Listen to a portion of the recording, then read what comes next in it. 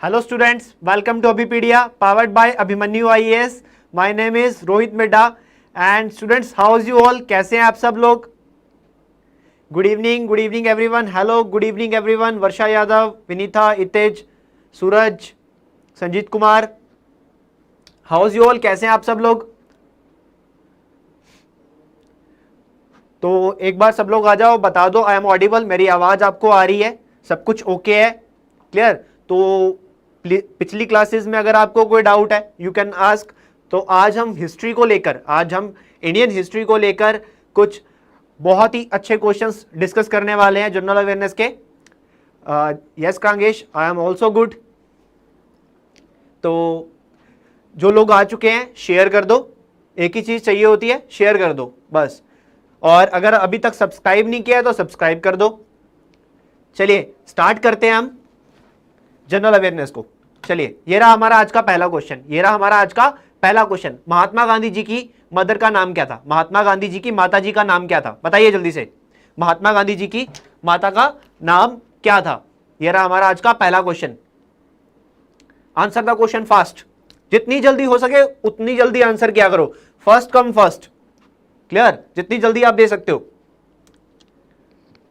वक्त, कम से कम वक्त यूज करना है। महात्मा गांधी जी की माता का नाम क्या था? महात्मा गांधी जी की माता का नाम।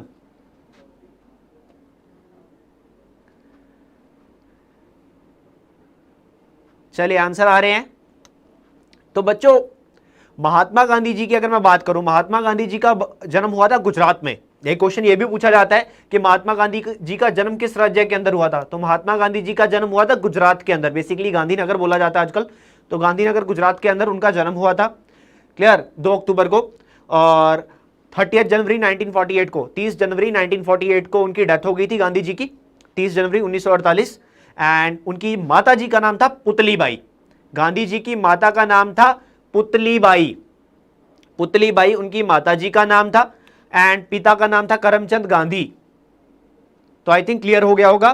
कुछ लोग यहां पर डी बोल रहे हैं, कस्तूरबाई।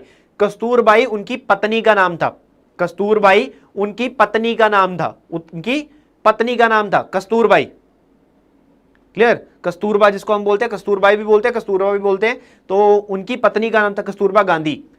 Good evening Manoj ji. तो आई थिंक क्लियर होगा सबको, डी नहीं है आंसर, आंसर ए ही है। पुतलीबाई उनकी मां का नाम था, उनकी पत्नी का नाम था कस्तूरबा। 4 बच्चे थे गांधी जी के, 4 बच्चे थे गांधी जी के। किसी को कोई डाउट? किसी को कोई डाउट? Any doubt? बच्चों डाउट है तो पूछो जल्दी से, किसी को डाउट? हाय इतिज, क्या डाउट है आपका?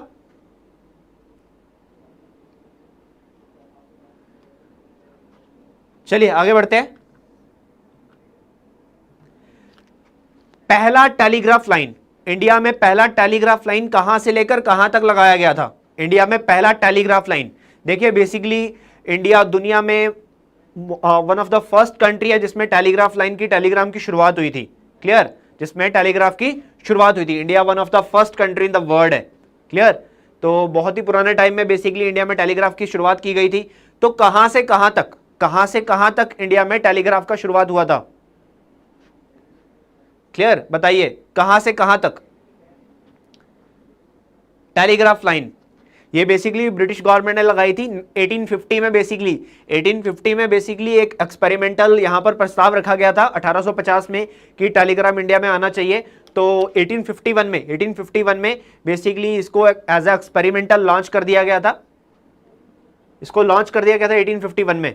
तो कहां से कहां तक, कहां से कहां तक? तो बच्चों ये कहां से कहां तक था? ये था कलकत्ता से लेकर डायमंड हार्बर तक। Diamond Harbour that is in West Bengal. तो कलकत्ता से लेकर डायमंड हार्बर तक पहली टेलीग्राफ लाइन बिछाई गई थी, that is for the only experiment purposes. सिर्फ ब्रिटिश गवर्नमेंट ही इसको यूज करती थी। और 1854 में कुछ पब्लिकली लॉन्च कर दिया गया था telegraph line, that is Calcutta to Agra, Calcutta to Mumbai, clear? तो मुंबई पुणे, तो कुछ ऐसे टेलीग्राफ लाइंस को लॉन्च कर दिया गया था 1854 में पब्लिकली। बट ये पहला आया था कलकत्ता टू डायमंड हार्बर, डायमंड हार्बर। तो ऑप्शन ए, क्लियर? किसी को डाउट, किसी को डाउट, किसी को कोई भी डाउट? बेसिकली 1902-3 तक इंडिया में ये वायर्स के थ्रू चलता था, लाइंस के थ्रू चलता था। उसके बाद इंडिया में क्या हुआ? उसके बाद इंडिया में वायरलेस टेलीग्राफ सिस्टम शुरू हो गया था, वायरलेस टेलीग्राफ सिस्टम। चलिए आगे बढ़ते हैं। गुरु नानक देव जी का जन्म कहां हुआ था? सिक्स के फर्स्ट गुरु, सिखों के पहले गुरु गुरु नानक देव जी, जिन्होंने सिख पंथ की स्थापना करी। क्लियर? तो उनका जन्म कब हुआ था? सॉरी, कहां हुआ था? कब भी आप बता सकते हो कब हुआ था। क्लियर? कब हुआ था, कहां हुआ था? मैं बता देता हूं कब हुआ था। गुरु नानक देव जी का जन्म हुआ था 15 अप्रैल 1469। 15 अप्रैल 1469 को गुरु नानक देव जी का बर्थ हुआ था। और कहां पे हुआ था? कहां पे हुआ था? तो आंसर आ रहा है मेरे पास। तो बच्चों, गुरु नानक देव जी का जन्म हुआ था 15 अप्रैल 1469 को राय भोये की तलवंडी, राय भोये की तलवंडी, राय भोये की तलवंडी। तो यहां पर जो ऑप्शन है तलवंडी वाला, that is the right answer. आजकल ये जगह पाकिस्तान में है, ननकाना साहिब बोला जाता है इसको, दैट इज इन पाकिस्तान। तो अभी आपने देखा होगा करतारपुर कॉरिडोर इंडिया और पाकिस्तान के बीच में ओपन हुआ है। Clear? That is for the Guru Nanak Dev ji. Clear हुआ बच्चों? चलिए आगे बढ़ते हैं। अमीर खुसरो ये किसके शिष्य थे? इनमें से किसके शिष्य थे? बहुत ही इंपॉर्टेंट क्वेश्चन है ये। अमीर खुसरो इनमें से किसके शिष्य थे? बताइए। अमीर खुसरो एक पोएट, एक सेंट, एक सूफी म्यूजिशियन, अमीर खुसरो इनको बोला जाता था। तो बेसिकली ये इनमें से किसके शिष्य थे? बताइए जल्दी से। अमीर Khusro also the father of Urdu literature, इनको उर्दू लिटरेचर का फादर भी बोला जाता है अमीर खुसरो। क्लियर? बहुत ही आसान सा क्वेश्चन है ये।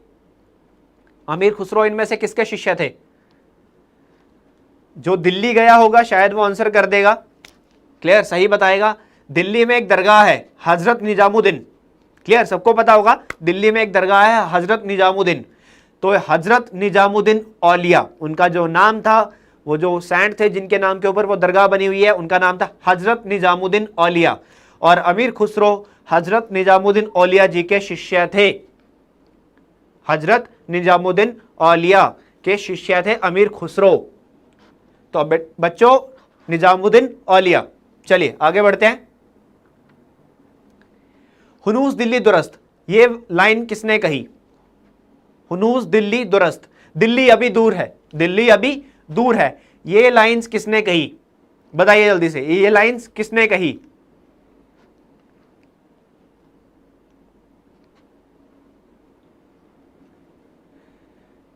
यस, प्रिंस खुशवा इस तोता हिंद बोला जाता था अमीर खुसरो जी को। तो ये लाइंस किसने कही? दिल्ली अभी दूर है। बताइए जल्दी से बताइए।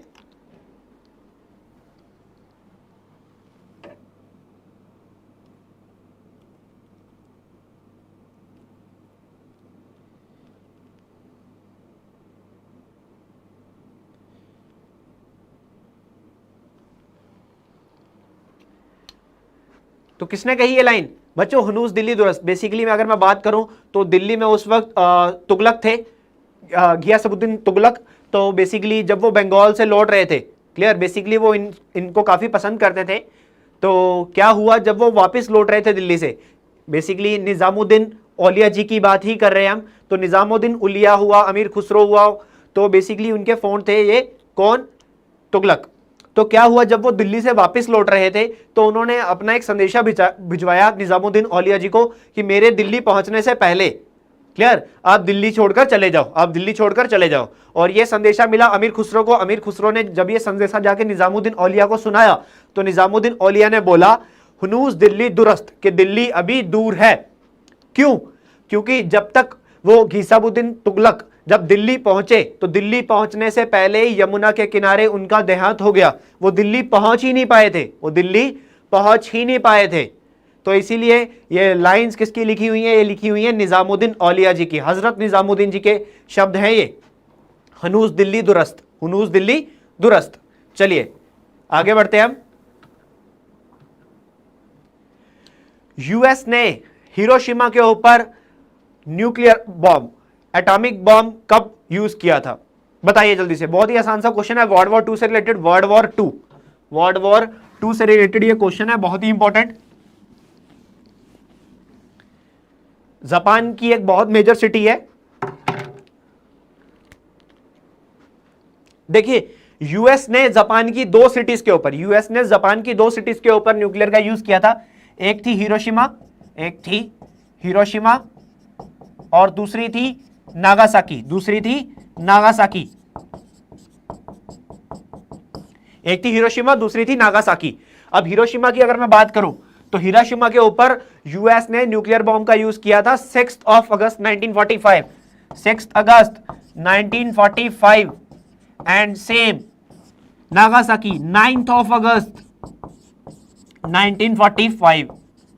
तो हिरोशिमा के ऊपर 6 अगस्त, नागासाकी के ऊपर 9 अगस्त। ये दो दिन भी है हमारे पास, हिरोशिमा डे और नागासाकी डे, 6 अगस्त और 9 अगस्त। हम इसको भी बेसिकली ऑर्गेनाइज करते हैं। क्लियर?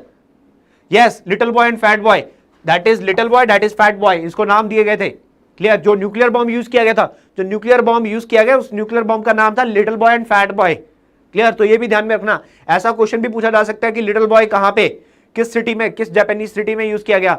बेसिकली जापान की दो सिटीज डिस्ट्रॉय हो गई, तो अब जापान ने बोला था वो सरेंडर कर देगा। तो 15 अगस्त 1945 को जापान ने वर्ल्ड वॉर 2 के चलते हुए सरेंडर कर दिया था। जापान ने सरेंडर कर दिया था वर्ल्ड वॉर 2 के चलते हुए। क्लियर? वर्ल्ड वॉर 2 के चलते हुए जापान ने सरेंडर कर दिया था 15 अगस्त 1945 को जापान सरेंडर। इसका एक क्वेश्चन बेसिकली यहां पे मैं अगर बात करना चाहूं कि भारत को आजादी 15 अगस्त को ही क्यों मिली, एक क्वेश्चन बहुत अच्छा आता माइंड में कि भारत आजाद, हमारा भारत आजाद हुआ था 15 अगस्त 1947 को, 15 अगस्त 1945 को भारत आजाद हुआ, 47 को भारत आजाद हुआ था। अब भारत 15 अगस्त 1947 को ही आजाद क्यों हुआ? क्लियर? तो ये भी यहां पे, इसके पीछे भी ये 15 अगस्त का कारण है। क्यों? उस टाइम पे यूके में थे लॉर्ड माउंटबेटन, और जब भारत की आजादी का टाइम आया तो इस दिन लॉर्ड माउंटबेटन भारत के वॉइस रॉय थे। क्लियर? तो लॉर्ड माउंटबेटन ने बेसिकली 15 अगस्त का दिन चूज किया था, 15 अगस्त का दिन, क्योंकि ये मानते थे कि इस दिन 2 साल पहले विश्व में शांति आई थी, वर्ल्ड वॉर 2 का अंत होना शुरू हुआ था जापान के सरेंडर के साथ।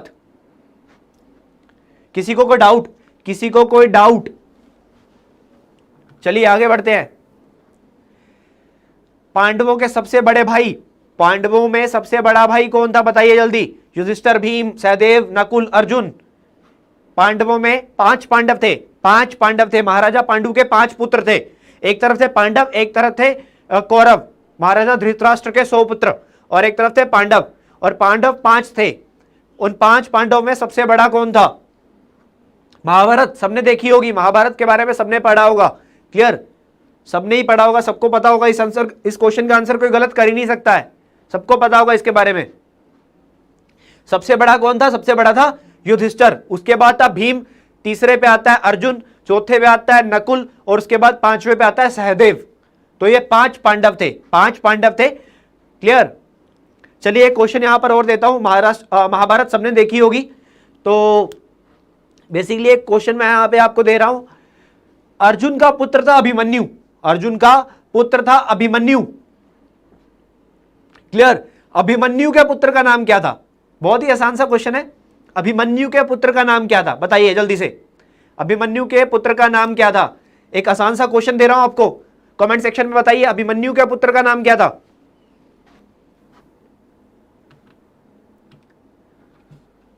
और ये रहा नेक्स्ट क्वेश्चन। गांधी जी ने नॉन कोऑपरेशन मूवमेंट कब स्टार्ट किया? गांधी जी ने नॉन कोऑपरेशन मूवमेंट कब स्टार्ट किया था?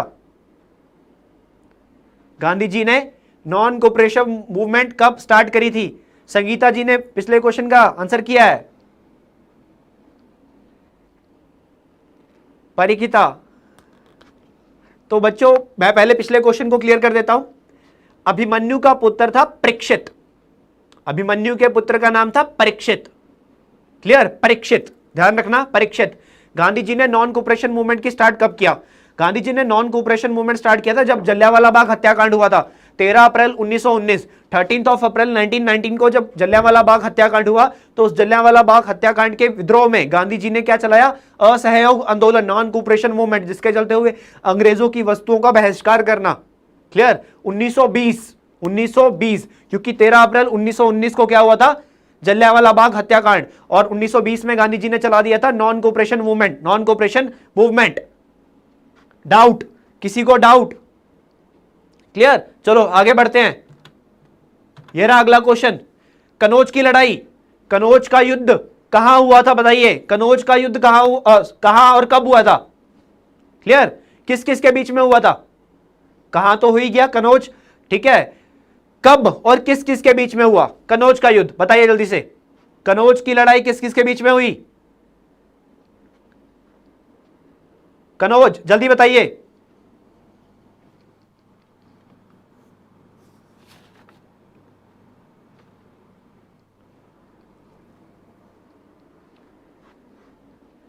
जल्दी बचाओ, जल्दी बताओ बच्चों, जल्दी, इतना टाइम नहीं लेना है।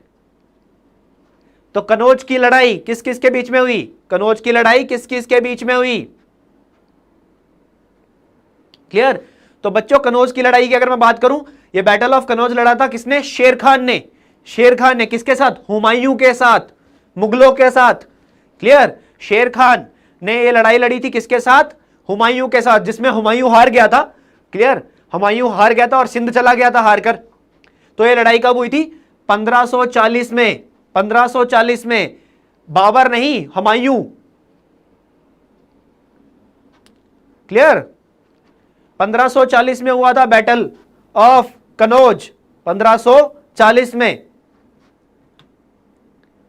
चलिए अगला बहुत ही आसान सा क्वेश्चन। अडॉल्फ हिटलर किस कंट्री से थे? अडॉल्फ हिटलर, बताइए जल्दी से, ये किस कंट्री से थे? अडॉल्फ हिटलर, ये जर्मनी के चांसलर थे। ये जर्मनी के चांसलर थे 1933 से लेकर 1945 तक, नाजी डायनेस्टी। क्लियर? नाजी वंशज के अडॉल्फ हिटलर। हिटलर के बारे में सबको पता होगा, सबने सुना होगा हिटलर। क्लियर? और हिटलर बेसिकली क्या समझते थे? हिटलर समझते थे कि जो जर्मनी पीपल होते हैं, जो यहूदी होते हैं, ज्यूस पीपल, तो बेसिकली इन्होंने ज्यूस को मारना शुरू कर दिया था। क्या? क्यों? इनको लगता था जो ज्यूस हैं वो जर्मन्स के दुश्मन हैं, तो इन्होंने क्या किया? इन्होंने ज्यूस को मारना शुरू कर दिया। क्लियर? तो ये कहां से है? जर्मनी से। Adolf Hitler German. चलिए आगे बढ़ते हैं। गांधी जी ने लॉ की पढ़ाई कहां की? बताइए जल्दी से।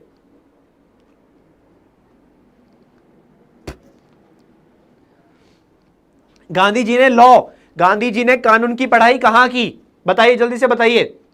बहुत ही आसान सा क्वेश्चन है गांधी जी के बारे में। गांधी जी के बारे में भी हमने बात भी की थी। उनकी माता का नाम पुतलीबाई, पत्नी का नाम कस्तूरबाई।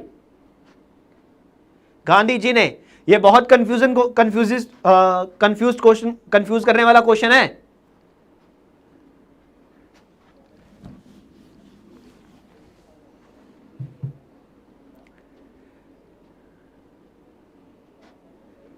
जी हां सूरज देवनाथ जी,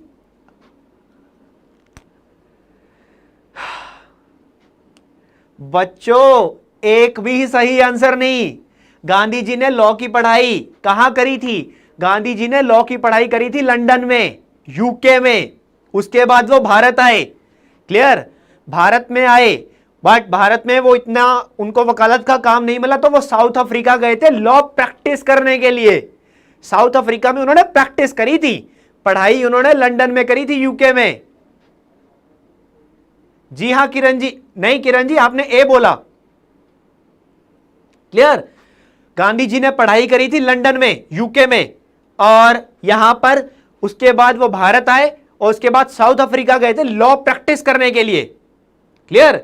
बट लॉ की पढ़ाई, वकालत का अध्ययन उन्होंने कहां किया था? यूके में किया था, लंदन में। क्लियर हुआ बच्चों? और साउथ अफ्रीका गए चले थे लॉ प्रैक्टिस के लिए, और उसके बाद वो वापिस आए थे 9 जनवरी 1915 को गांधी जी वापिस लौट आए थे भारत, साउथ अफ्रीका से अपना लॉ प्रैक्टिस करके। क्लियर? जिस दिन को हम इंडिया में ऑर्गेनाइज करते हैं प्रवासी भारतीय दिवस, 9 जनवरी। तो क्लियर हुआ, किसी को कोई डाउट? गांधी जी ने पढ़ाई यूके में करी थी और प्रैक्टिस साउथ अफ्रीका में करी थी, कंफ्यूज नहीं होना है। चलिए, हम्पी एक ग्रुप ऑफ मॉन्यूमेंट्स है, बेसिकली एक वर्ल्ड हेरिटेज साइट है, ये एक वर्ल्ड हेरिटेज साइट है। नहीं मनोज कुमार जी, यूके की कैपिटल ब्रिटेन नहीं है, यूके की कैपिटल लंदन है। क्लियर? यूके की कैपिटल लंदन है।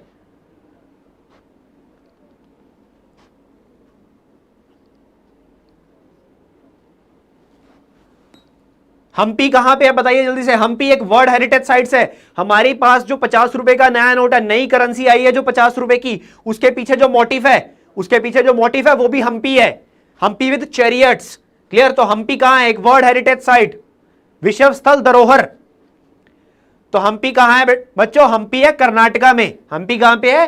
कर्नाटका के अंदर है। भारतीय जनता पार्टी की सरकार है, बीएस येदियुरप्पा यहां के मुख्यमंत्री हैं। क्लियर? बताइए जल्दी से। कोई बात नहीं रोहित। तो बच्चों क्लियर हुआ, बढ़ते हैं आगे। हवा महल, हवा महल राजस्थान के किस शहर में है बताइए? हवा महल राजस्थान के किस शहर में है? हवा महल को बनवाया था महाराजा स्वाय प्रताप सिंह ने, महाराजा स्वाय प्रताप सिंह ने।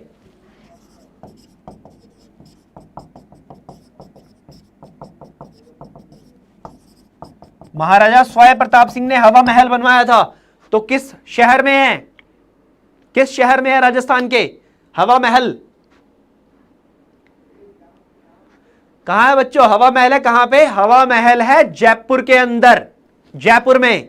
जिसने जयपुर बोला बहुत अच्छे, जयपुर में है हवा महल।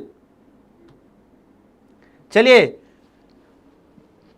महात्मा बुद्ध, महात्मा बुद्ध ने किस भाषा में उपदेश दिया था बताइए? बुद्धा ने किस लैंग्वेज में प्रीच किया था बताइए? यहूदी, पाली, उर्दू, हिंदी? बताइए जल्दी से। जी हां वर्षा यादव, सवाई राजा ने, महाराजा सवाई प्रताप सिंह ने इसको बनाया था 1799 में, 1799 में बेसिकली इसको बनाया गया था। बहुत अच्छे। महात्मा बुद्ध ने किस लैंग्वेज में उपदेश दिया था? पाली लैंग्वेज में, पाली लैंग्वेज में बुद्ध ने उपदेश दिया था। चलिए आगे बढ़ते हैं। औरंगजेब ने अपने पिता को जेल में डाल दिया था। ठीक है, अपने भाइयों को मार दिया, अपने पिता को जेल में डाल दिया और राजा बन गया।